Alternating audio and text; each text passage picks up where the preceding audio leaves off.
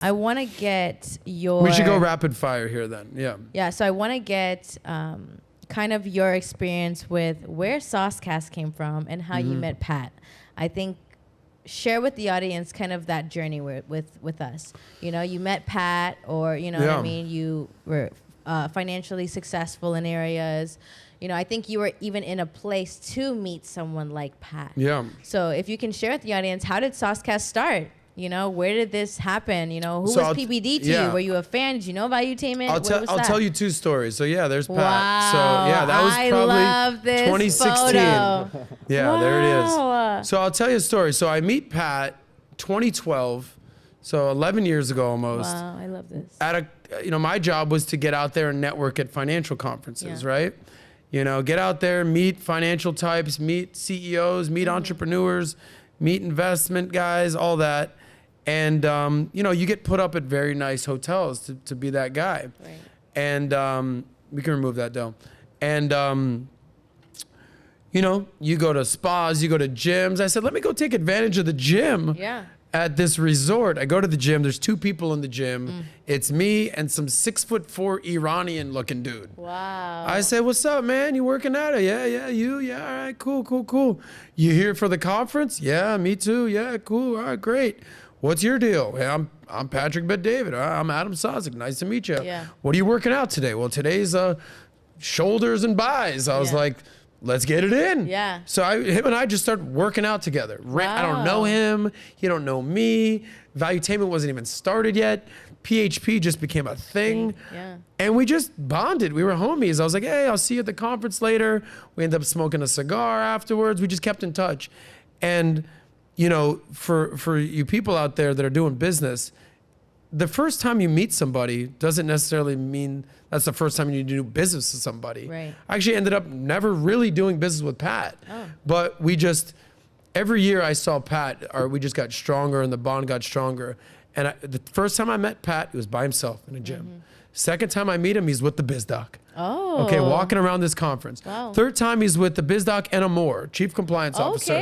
So now he's walking around, there's 3 or 4. 5 years later, I see Pat and he's surrounded by like a sea of just people in the industry.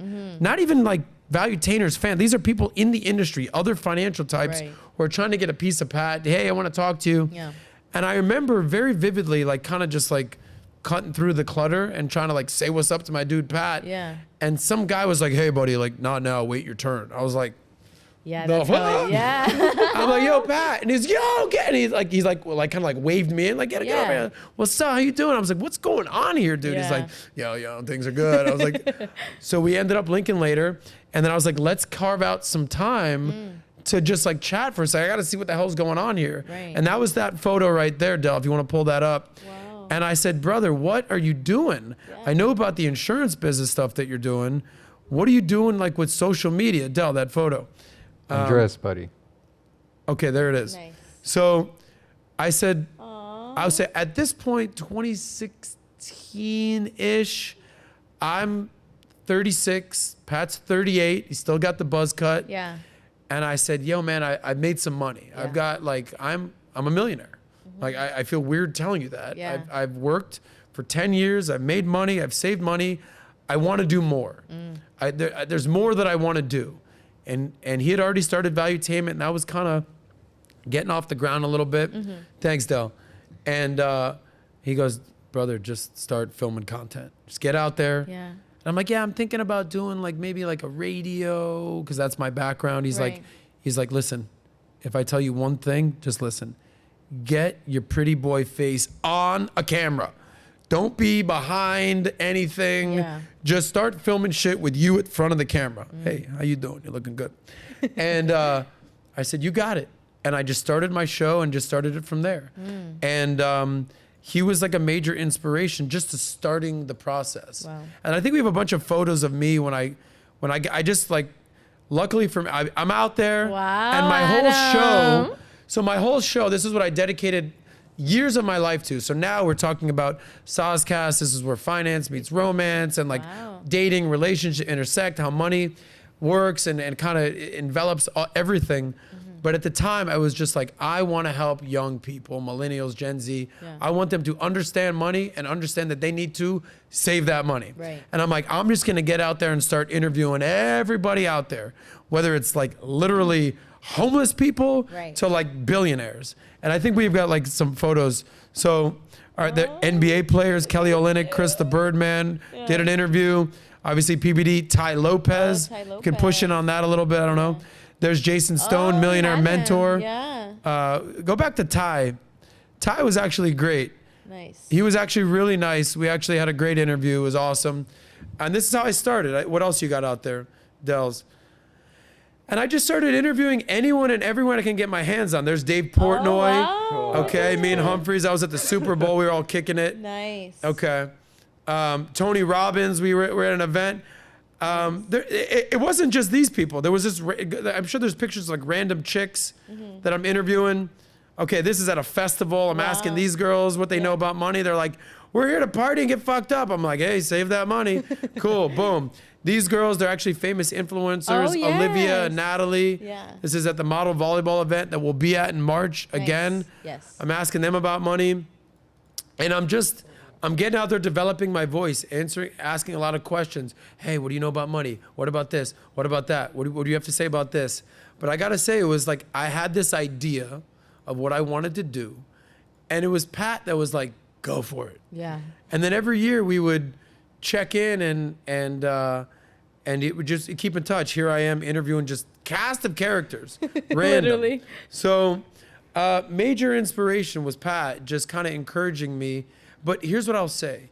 You know, they say that like your friends, you know who your friends are when you have nothing to provide other than your friendship. Pat and I weren't even doing business together. Yeah. We weren't like homies to that extent. We just liked each other. And I was like, hey, let me get your advice. He's like, you've been nothing but gracious. You've always followed up. You've been a complete gentleman to me. I'm like, Pat, you've always been just like a great person, humble, even though you're successful. And we just, you know, maintained that relationship throughout the years. It was awesome. But he was definitely a motivating factor in me pursuing everything that we're working on now. And you know, you started this off like, how did you get here? Overnight success. It's like, I started doing cold calls in the financial world in 2006. I met Pat in 2012. I didn't become a millionaire until 2016. And I didn't start working with Valuetainment until 2020. So everyone wants to get rich quick these days. Everyone wants to like, you know, be that dude stunting on the gram. What I always say is I don't want to get rich quick. I want to build wealth slow. Because if you're 21, you're going to be 25. If you're 25, you're going to be 30. If you're 30, you're going to be 40 one day. And the last thing you want to do is become a billionaire. Next thing you know, you're Sam Bankman-Fried and you're going to jail for the fucking rest of your life. Or you're this person that made $1 million by the time you're 26 off of Dogecoin and you're popping it up bottles in a club. Next thing you know, you're a broke boy. So it's like continually like building your wealth over time, slowly but surely. So if you like that clip, click right here to watch another, or if you want to watch the entire Soscast, click right here.